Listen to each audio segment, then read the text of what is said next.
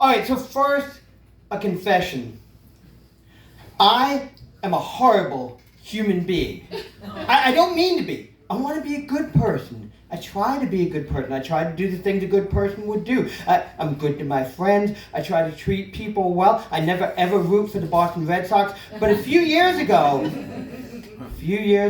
I see I lost a few. A few years ago, I lost my vision. And then I became a blind guy and a terrible human being. Because now it matters to me. It didn't used to matter to me. It should never matter to anybody. But now it kind of matters to me. If I go out with somebody, I want to know, is she hot? Now, before you judge me, even though you probably already have, but before you judge me, let me ask you this. You good people, you morally circumspect-sighted people, let me ask you this.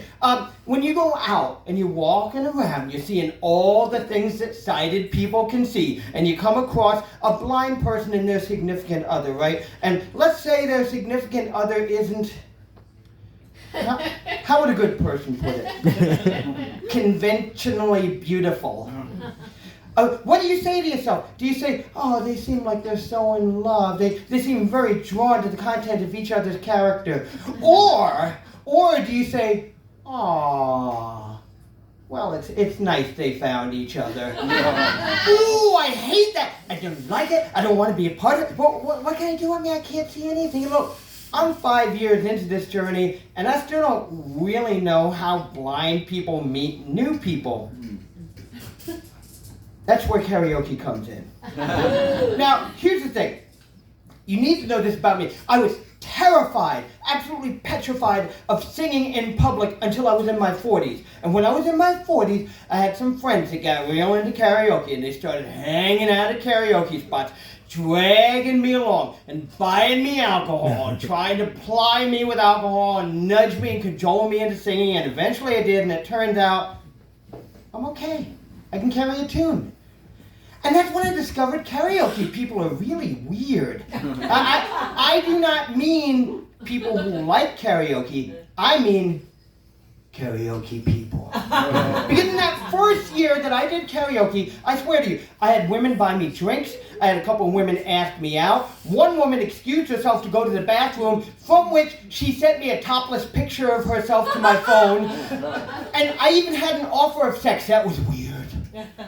I never forget it. I was having a light, breezy conversation with this woman. Turned out we grew up in the same neighborhood, and we're talking about how things have changed over the years. And then, without warning, without any kind of transition, she just launched into it. She said the following, and I quote, here's what's going to happen. We're going to get out of here. We're going to go to a bodega. We're going to get a six-pack. We're going back to your place, and we're going to fuck.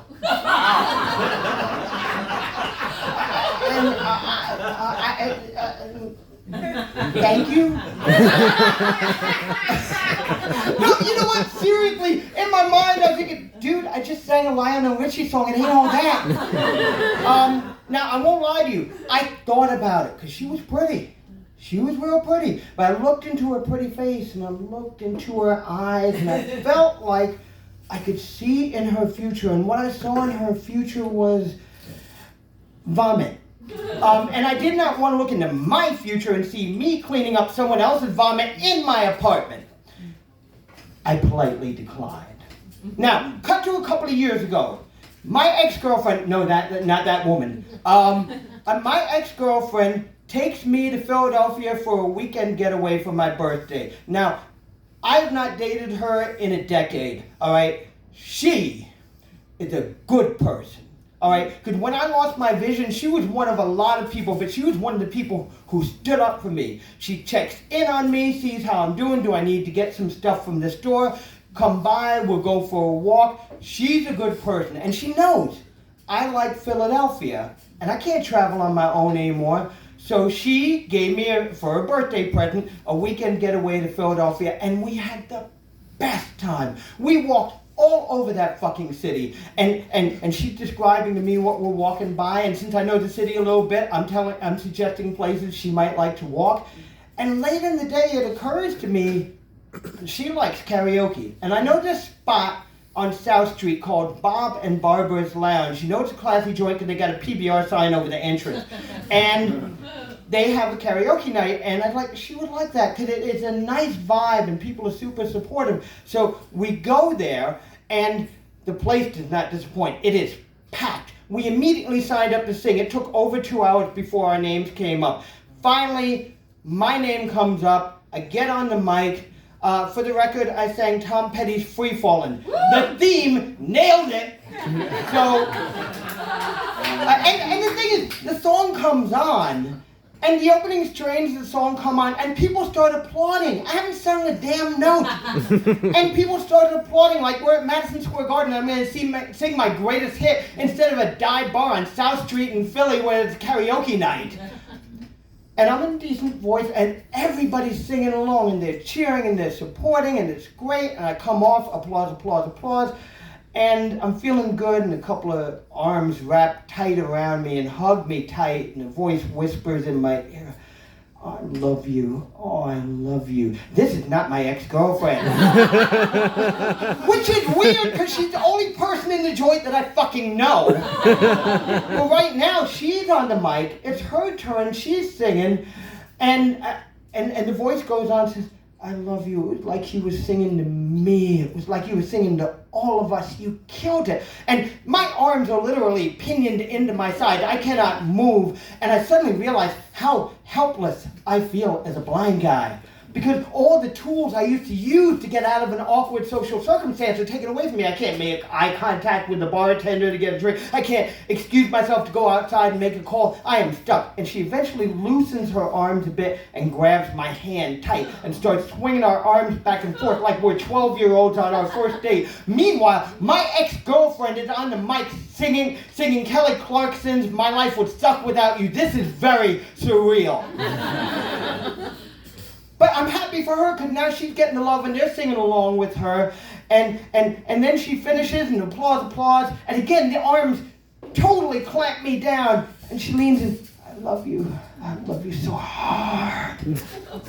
And then I become aware there's another body standing alongside of us. And, I'm kind of thinking, help me. And I said, "Oh, well, the only reason I'm even able to be here is because she brought me here from New York City. I'm sorry, what's your name?" "Rachel." "Rachel, this is Tanya. Tanya, this is Rachel." Rachel doesn't even look up to acknowledge another person. Her head's still buried in my chest. That's when Tanya stepped into action. She grabbed my arm and yanked me away with such ferocity that she sent Rachel spinning like a cartoon character. Rachel looks like a very confused Tasmanian devil. Still holding my arm, Tanya starts to walk out the club. I have no choice but to follow her, the iron grip. And as the door opens, I hear in the distance, "Come back and sing for us again sometime, I love you." And now we're out on the street, and I have no idea what the fuck has just happened. That's a lot. I don't know even if I'm in trouble or if I've been saved. Well, it turns out I've been saved. Everything was chill. So we're pretty tired at that point, so we go back to the hotel. And we get back there, and I go to the bathroom, and when I come out, she's already in bed and asleep. I get in bed, but I cannot sleep. My brain is on fire.